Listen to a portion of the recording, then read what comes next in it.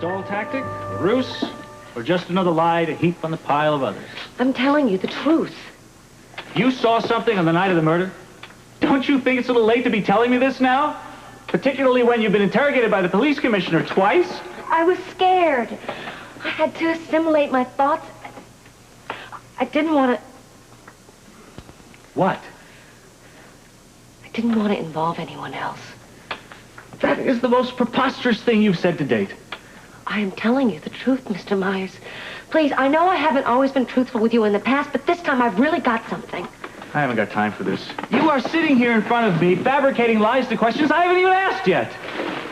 Where are you going? I'm going to the courthouse to resign your case. Then I'm going to run a 5K and take a 2-week shower. No, you can't do that. You can't do that to me now. You are not giving me any incentive to stay, Heather. I have a reputation in this town of being an honest attorney. Once I put you up on that stand, it vanishes, along with my integrity. And next to my health, that's something I value much more in this world than anything else. Good luck, Heather. Oh, please, please listen to me. The court will appoint you another attorney. Not as good as you. Who told you that? You did. Now, I need you, Jake. How much? I'll do anything. Anything you ask me to. All I've ever wanted from you, from the beginning, was the truth. Now look, Heather, I know that's a high price for you to pay. But if you want me to be representing you, you're going to have to pay it. All right. All right, I'll tell you the truth. And if when I get finished you think I'm lying, you can go. Okay, lady. Start talking. Before you tell me what it is you saw, why don't you tell me why it is you haven't told me till now? I already told you that. I was scared. I know too much. About? About the Quartermaines. I know that Susan was definitely blackmailing them. How do you know? Because of things I heard. I put it all together. I mean, Susan was trying to contact Jackie Templeton and give her information. This is all old news, Heather. The only thing that's going to help you now is concrete facts. How about death threats? Is that concrete enough for you? Depends on who's doing the threatening. Monica Quartermaine. Go on. I went to her, and I told her what Susan was trying to do with Jackie. She went crazy. I mean, I have never seen anyone that mad, and she started saying all kinds of things. I'm going to need exact words. Okay. Have you got a pencil?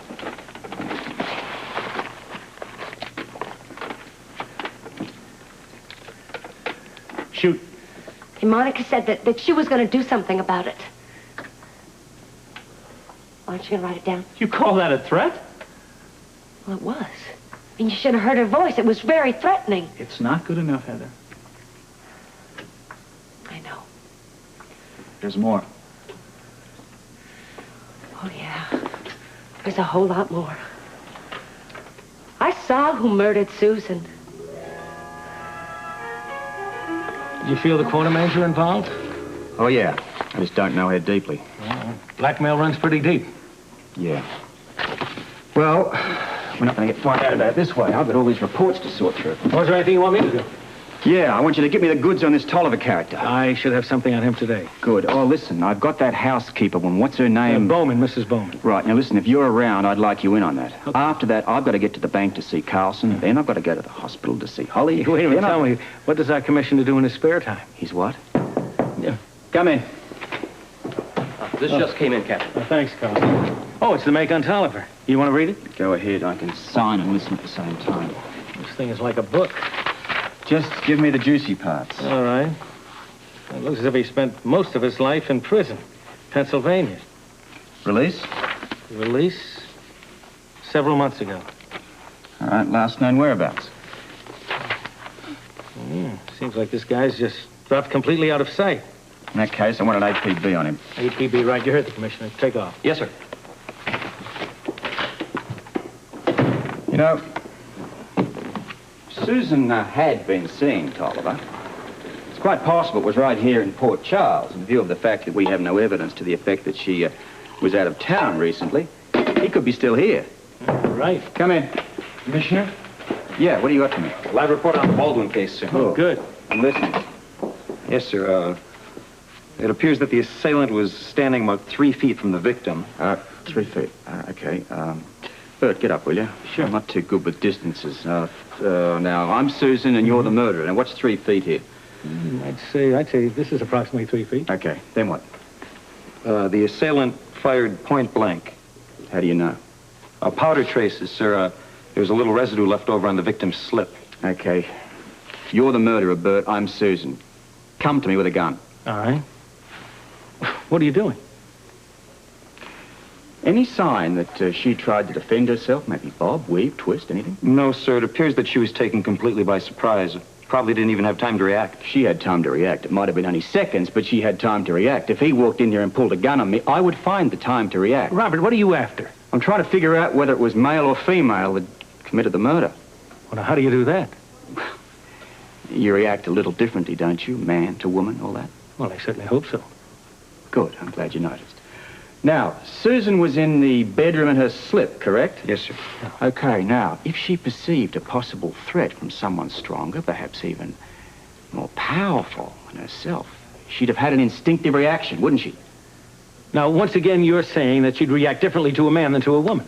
Exactly. If she was threatened by a man, she'd have tried to protect herself. You know, she'd have bobbed, weaved, ducked, something, right? All right, let's go to the other side of the coin. What if it were a woman? I don't think she would have felt quite so threatened. Do you really think there'd be that much difference? I've got to admit, it's a little on the thin side, but everything seems to point to the fact that she didn't try to protect herself. Therefore, she mustn't have felt threatened. Well, now, if you're suggesting that the killer was a woman, you've got Heather. Nah, not enough. I want evidence, not conjecture. I want proof. I want something that's going to stand up. I want to be able to put that gun firmly in somebody's hand and convict them.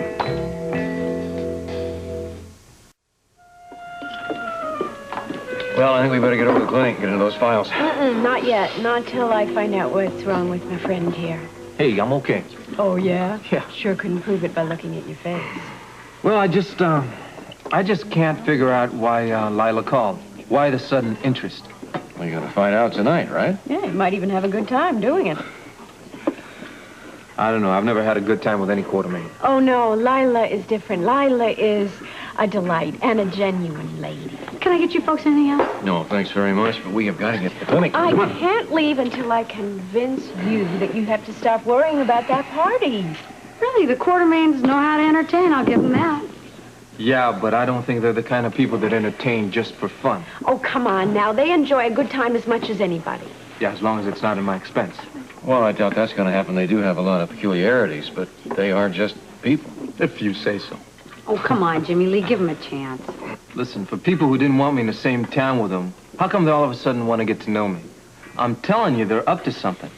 Uh-huh. And you got something on your shoulder. Hmm? A great, big, fat chip. I can see it from here. It shows, huh? Mm-hmm. Yes. And you might have a better time tonight if you left it at home. Maybe. I tell you, one thing's for sure. I'm gonna let them do all the talking. Hey, good idea. Everybody loves a listener. Great idea. What do you got to lose? Nothing. Whatever I had to lose, I lost a long time ago. There's no use in worrying about it now, right? I thought you were going to leave that at home. What? That chip on your shoulder. Come on, everybody's worrying about me. It's the Quartermaines that have the trouble.